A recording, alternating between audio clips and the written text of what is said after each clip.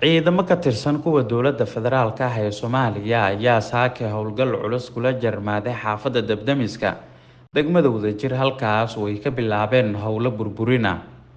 Ciidamadan ka tirsan kuwa booliiska ayaa la soo wariyay in xalay saqdii dhexe la geeyay gudaha xaafadaasi oo horey amar uga soo saartay dowladda federaalka Soomaaliya si looga guuro maadaama uu yahay dhul danguud.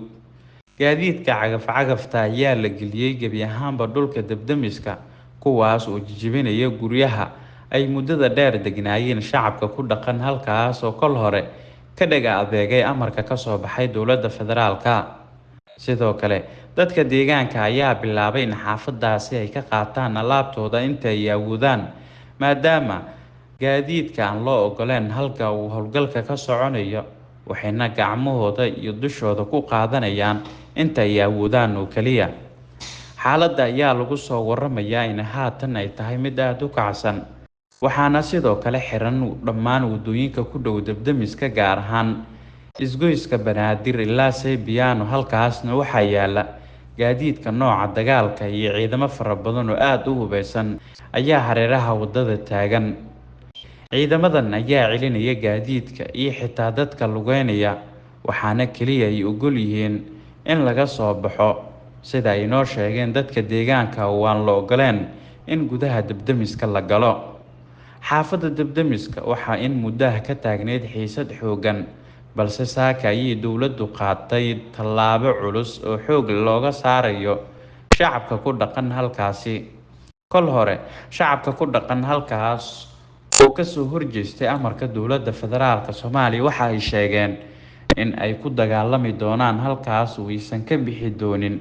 Waxaase ku baxay xiisadaasi madaxweynaha Galmudug Axmed Cabdi Kaariye Qoorqoor isaga oo la kulmay guddi ay iska soo saareen dadka degan halkaasi. Ugu dambeyn lagu qanciyay inay halkaas isaga baxaan oo dowladdu ay dejinayso goob kale oo loo asteeyay oo dhammaan adeegyada bulshada ay ka heli karaan.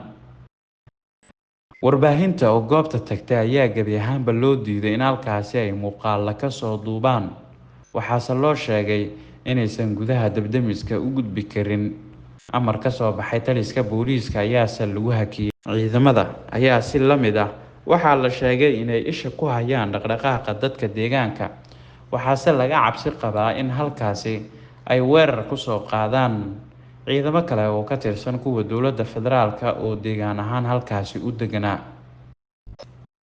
Dhowr jeer hore dowladda federaalka ayaa loogu baaqay in go'aanka Dabdamiska in ay dhinacyo badan ka eegto isla markaana ka fikirto dhibaatada ka dhalan karta haddii ay isku daydo dowladda si awooda in dadka halkaasi ku dhaqan looga saaro.